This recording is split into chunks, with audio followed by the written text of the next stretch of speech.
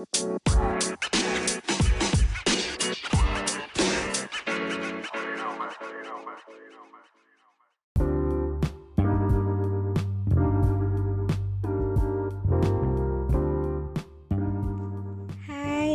welcome to another episode of Crash Cinnamon. How are you? How is November treating you? I can't believe it's Christmas soon. I just saw the street lights, or rather being changed to Christmas lights and everything being added on there, and city center looks so different with all the Christmas carols and the Christmas tree. I think the lighting officially is this today or sometime this week. Anyway, so today we are going to talk about it's a sentence, it's a phrase, it's actually a thing that I've been looking into, researching about dysfunctionality and how people justify their dysfunctionality. And it's become such a normal thing that if you're not careful, you might think it's normal. Well, it isn't. It's strange, yeah. And people who are in a dysfunctional relationship, when their life is dysfunctional in one way or another, have become experts at being what they are, and sometimes they might engulf you in their whole world and you might not even see where it's wrong, and you might think how, but I will explain. So for example, in what actually let's unpack what is being dysfunctional. So something dysfunctional, or a dysfunctional relationship, or someone whose class is dysfunctional, is exhibiting an behavior that is not normal. It's abnormal. Their personality is way off. Even how they interact with people is not in the proper way. Yeah. And how they carry themselves, conversations, things like that. That's what we mean by dysfunctionality, and it can be in several forms. And I know we use this word a lot, like a dysfunctional family. I come from a dysfunctional family. People say it a lot, especially now in this era where, it can be a cool thing to be from a dysfunctional family, funny enough. And how media sometimes glorifies dysfunctionality, and you see it with celebrities. It's crazy. So what actually made me think of this is I saw a lot of things happening when I was younger, with relatives, with my neighbors, with friends, and I didn't recognize it as a dysfunctional behavior. I didn't actually realize that is not normal. You're not supposed to be that way. I just saw they're doing it. So I had this friend in high school, and we were really good friends. In fact, I used to share a lot with her. And I moved to the UK when I was in high school. So she's one of the few people I told about this, and I was really struggling because for those who are listening to this podcast for the first time, I've explained before in previous episodes that my parents, their jobs would make us move around a lot, especially my dad's job. So I was tired of really moving and having to make friends all over again and the whole thing. And actually now it was gonna be to a different country, and I was just like, I'm 16. I was going to turn 17, and I was just thinking, no, I've already figured out what I want to do in life. Anyway, so she used to help me pray. Now I just offload and just think, how will this be? So anyway, she moved to England as well with her family, and I was so happy because at least someone else I know, and this is someone, she used to sit next to me actually in class. But those aspects of her life were very dysfunctional, and I didn't realize it till later, and it actually drove me so insane, and I actually was at the verge of losing my mind, because I was thinking, I can't be in this friendship anymore. She was very controlling, and she would not admit it. She made me actually. She would, if she fell out with anyone, she would call you and say you have to not fall out with them as well.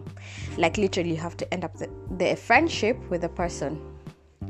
And I used to think this is wrong. It's you and this person who, person B, you've quarreled or whatever. And especially when I knew the situation that led to the relationship ending was self-inflicted, especially from A, my friend.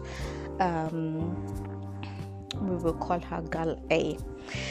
So Girl A had a lot of anger issues and stuff, and I didn't really understand what all of that was about or what was causing it and all these things. I came to later, unpack it as we continued to be friends, but it was overwhelming. And if you have a friend or a person in their life who justifies their dysfunctionality, keep listening to this. And it was crazy. It was just crazy. So it was that she even made me delete her sister from Facebook. She actually called me and she kept saying, have you? I can see you've not deleted it. Oh, you need to do it. And it's because she didn't want, back then Facebook wasn't how it is now. You could literally go through another friend to see the profile of the person you want to see. So essentially she didn't want her sister to know, like, if we go out or things like that, or because she was living a la vida loca kind of thing, and in the sense that what I liked about her, she was free spirited. If she wants to climb Mount Everest, she would. If she wanted to do this, like, nothing stopped her, which was amazing. I mean, but sometimes it will get us into trouble. So I didn't realize till later, no, this behavior, your interpersonal character, whatever you call your personality, there's some aspects of it that are off, they're abnormal. And no matter how many times we talked with her, she would not see it. In fact, I'd be the problem. And she say, and actually the epitome of this came to when she fell out with one girl who was way much younger than us, and she this girl C, we'll call her,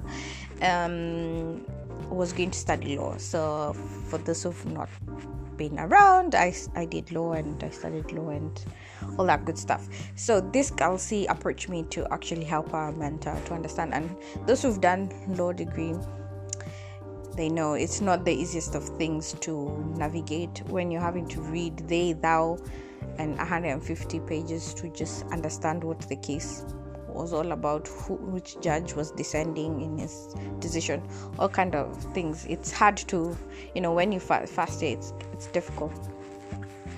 So I helped her, and I remember she wrote on Facebook how she got a first class, and it's all thanks to me. I didn't know that would be the end of me, literally. So God saw all this, and she's like, how can you be friends with her? I told you to end your friendship with her ages ago, blah, blah, blah. And they'd quarreled because of something Girl A had done, which was really wrong and it's violating of human rights. Literally, I will call it that way because that's what it is. And Girl C was really mad, and she called Girl A's mom and vented and literally ratted her out, which wasn't the best thing actually Girl C did, but I understand out of anger, she went overboard. A few years later, Girl C died in a tragic road accident. And when Girl A found out, she was like, good. And she actually called her the B word and said she's dead. And I was like, oh my God. Like, where's your sympathy? Where's your humanity? And after that, things just started spiraling. And I was like, no, I can't be friends with this person. And she used to justify saying, well, I'm like this because people make me like this. People get me angry. People upset me. People, get on my nerves. Otherwise, I would have been it's wrong. What she was doing, she was wrong. So I was like, bye, Felicia, bye. And it's the best thing I ever did for myself. Yeah. So When I think about it now, it's just strange how even I stayed in that friendship. But when you're younger, you don't know, you don't understand, and sometimes when you see some things happening, you're just like, I'm not sure, maybe it's me. You just make excuses for this person. One of the other things I went through was one of my mom and dad's friend. We became good friends, actually. She was way much older than me. I think she was probably 20 years older than me.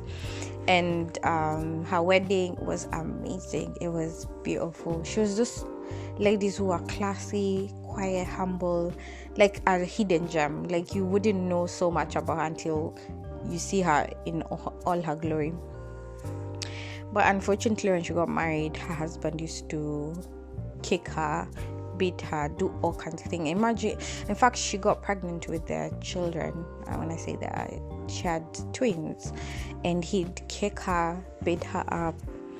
And there was one scenario where he started cheating on her, and at first he'd keep it on the DL, he'd be hush about it. But eventually he was like, why am I hiding? He'd bring the girls to his home. She walked in so many times on them, and he'd be like, oh, by the way, fix us dinner. Thanks for coming. Once we finish, we'll tell you. I was just like, yo, it's crazy. And he'd do things and he'd say, it's you who's made me angry. It's you who made me this way.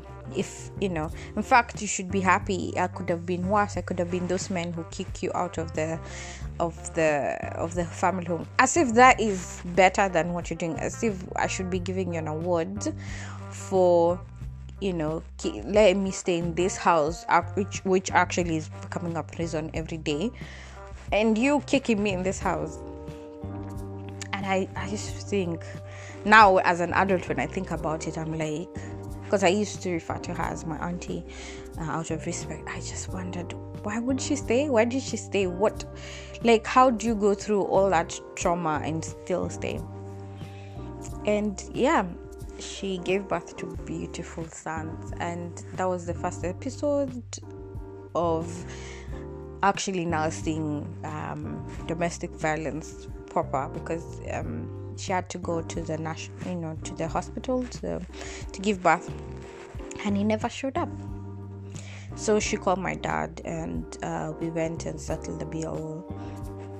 One of the sons, one of her children, had an issue, so he had to stay in the hospital for a while in the incubator, and then they were released to come home, and they actually came to our home. So I had newborn babies in my room. It was fantastic. But yeah, so waking nights and all. So she'd breastfeed one and holding the other, and I just wanted to ask her in that moment, why? Okay, so get this. So the husband finally remembered, oh, by the way, I have a wife, and she was pregnant, and yeah, where did she go? So he started asking the neighbors and friends, and he found out that she'd gone to, give birth. Yeah, like that. That's how he was out of this thing. He was in his own world, like he was out of touch with reality that badly. So he found out where they are, and he went to the hospital, found out they have been released. And back in those days, even hospitals didn't have data protection. They were just like, yeah, we released her to so and so. Anyway, so he called my dad and said he's coming, and he's like, oh yeah, he's so sorry. Like, he played this clarinet of how amazing he is. He's just losing his temper. He's just been frustrated because the things he's been doing for business have not been working, but he'll take care of his wife and all these things. So anyway, my dad had to speak to my auntie and say, what do you want? Like, at the end of the day, I can't force you to stay here. If you want to go back to be with him, that's fine. I mean, in the end of the day, it's your decision. If you feel you'll be safe, because she wanted to go back, and I was like, no. Actually, I begged her. Me and my brothers, we begged her to stay. And I remember how angry we were when we saw him, the guy come to the door. I remember this anger in me, and I was like, where is this coming from? I can't understand this. And I could just see this won't end well. And I remember we were dropping them to their house, and this was really emotional. And I remember holding one of the twins, and I was just praying in my heart. I was like, God, I don't want to hear that they're dead or anything has happened. This can't be it for them. So then he went back, and he again started abusing her, and physically and emotionally and all kinds, and went back to his reveling days and promised adulterous way and bringing women. And he actually said to her, actually I lied to you.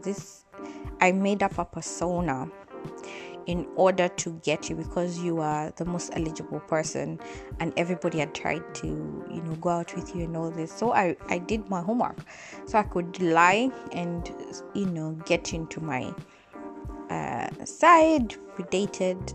All that was pretense. That was not me. This is the real me. And I think it's that really the scales fell from my auntie's eyes, and she's like, you know what, if I continue staying here I will die. So literally she ran away and moved and all this. And now years on, she moved to another country, and now she's married, but we lost touch. I haven't spoken to her, and it's because she wanted to just keep nothing to remind her for I guess I don't know, of her reality. And I think that scenario has stayed with me until now, and he justified his dysfunctionality. And actually I was researching this and then saying dysfunctional ways and behavior can start from the home, because especially if kids watch a parent say something but his actions do not match their words, the kids start picking up this behavior and saying there's no need for honesty, there's no need of accountability, there's no need of being a person of my word if my dad or mom are not doing it. If they're seeing their parent are constantly abusing alcohol or whatever, that's going to mess up with their head, and eventually you're going to be raising an adult, and this adult might decide to do the same thing, and then, for example, when you're a teenager, if you had anger issues and you never resolved them, guess what, as an adult, if that has never been resolved, you will take out that anger on somebody else. So before we go all the way to where we go to the spectrum of mental health and people have personality disorders and everything, when you trace back, sometimes you can see it can start in the home. Some things are also very genetic, not very genetic, but they're genetic in the sense of in the family. If you look at how things are for some people, unfortunately, and then it's passed on. And there are others, is just bad behavior they've picked up, very bad behavior, and they've refused to address it. And then they tell you, by the way, you should be happy, I'm not doing this and that and that. So they're making you think that by them doing what they're doing, which is bad, is better than anything else. I could have been like so and so's husband who leaves her with nothing. I mean, so what you're doing is better. So this is what I want to address. If you are having this kind of behavior, if there's something about you that is not right, it's abnormal, you're having unhealthy relationships, you're having unhealthy behavior, check yourself, honestly. And if you have kids, even check yourself twice, because what you're doing is going to be passed on to your kids. And to be a society as it is, the world is already crazy. We don't need you to add into the crazy. No, we don't. So check that bad behavior. If you feel like a bad man, keep it to yourself, like the song says.